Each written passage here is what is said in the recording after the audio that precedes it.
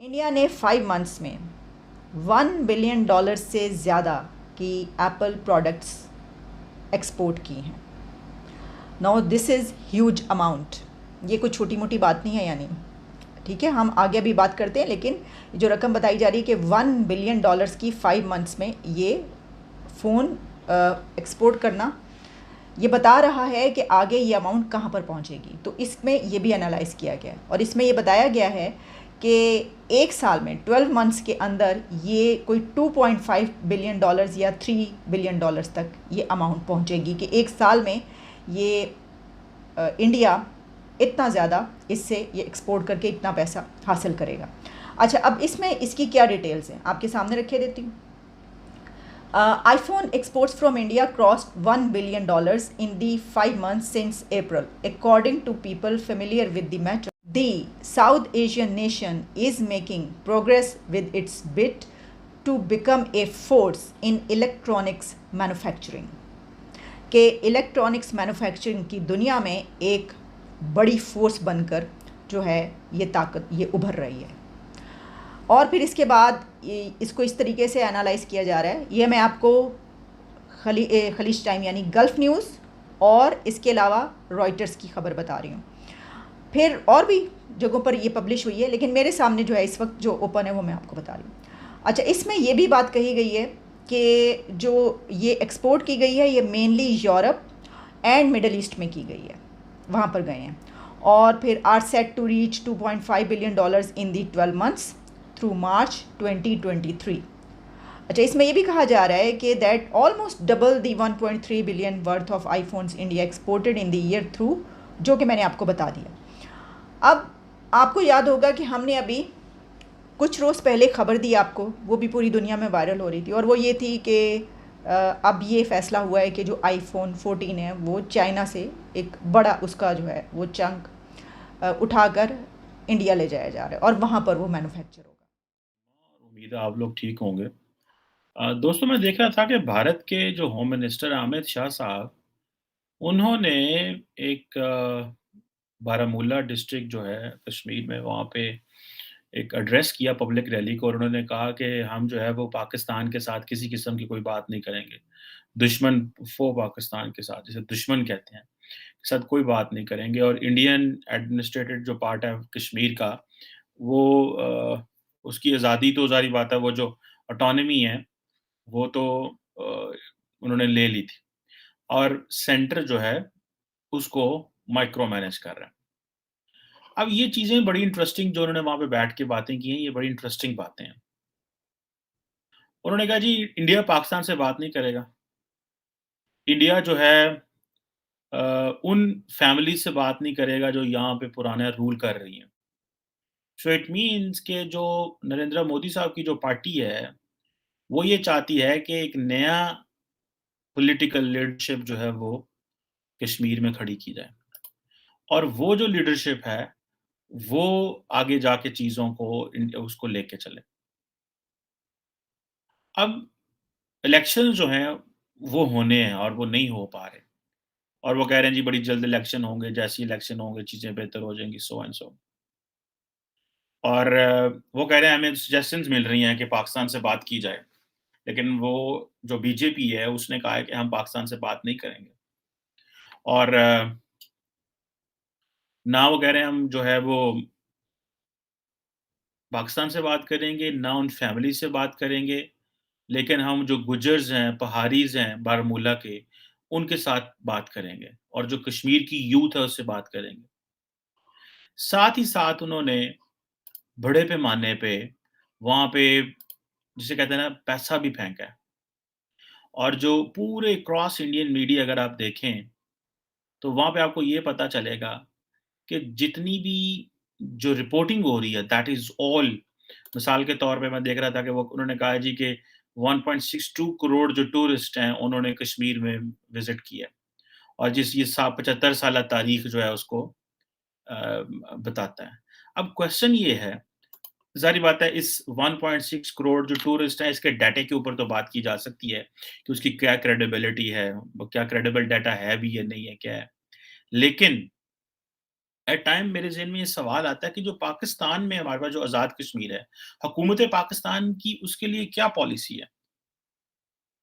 मिसाल के तौर पे अगर लेट्स से कि इंडिया के अंदर वो एक फ़िल्म पॉलिसी उन्होंने इंट्रोड्यूस कराई है और वो बेसिकली क्या है जी कि कश्मीर में भी शूटिंग होगी और सारे वहाँ पे जो टूरिज़्म को लेके जाया गया है। मैंने खुद पाकिस्तान का जो आज़ाद कश्मीर है उसको विज़िट किया हुआ है।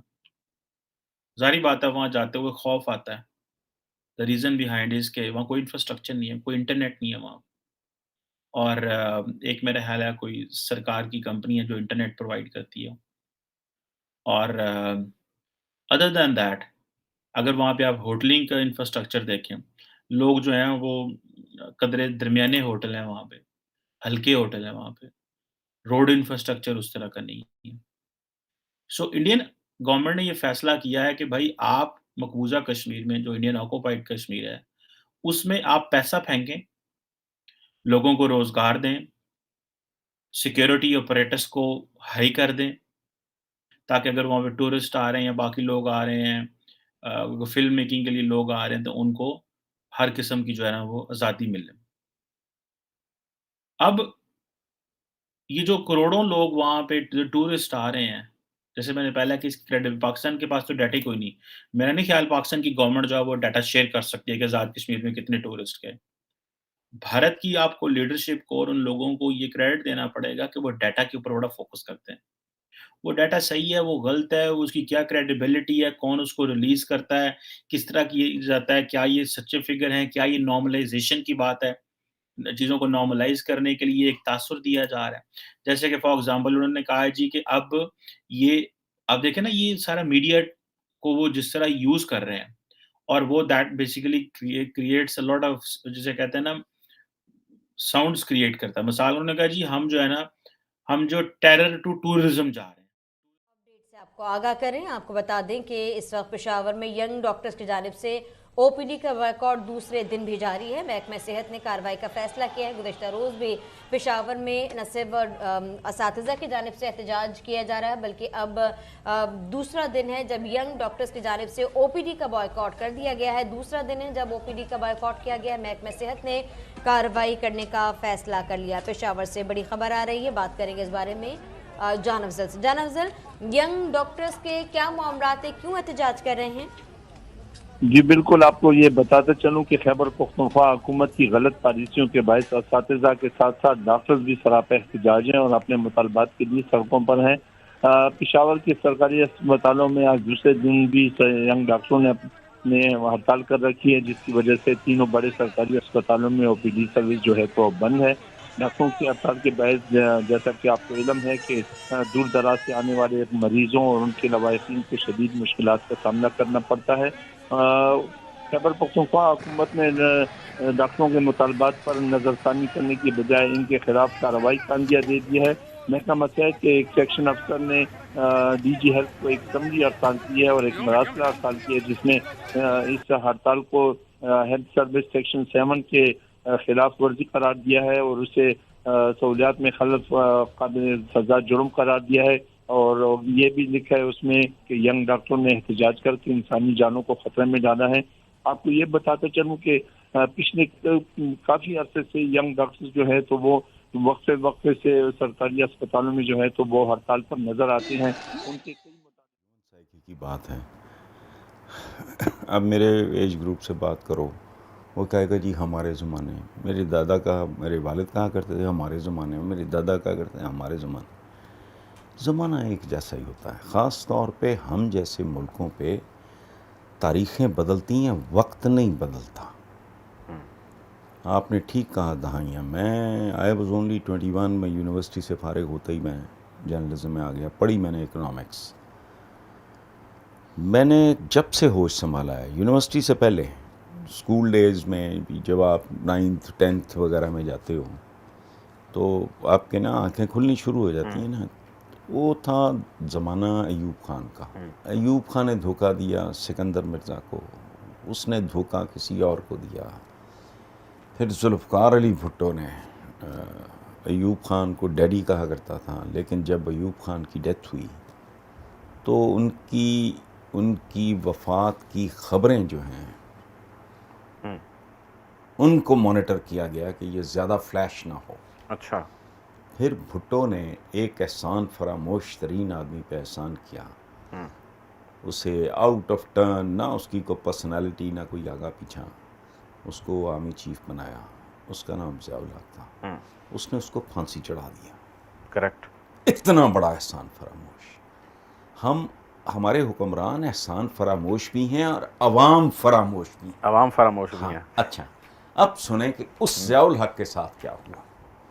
उसने एक बंदे को चिमटी से पकड़ के, एक नॉन एंटिटी को, ना वो बड़े सनतकार सियासत से तल्लुक़ कोई नहीं, ना कोई तालीमी ख़ानदान, मतलब कुछ भी नहीं, नवाज शरीफ, उसको पाताल से उठा के वो कहाँ ले गया।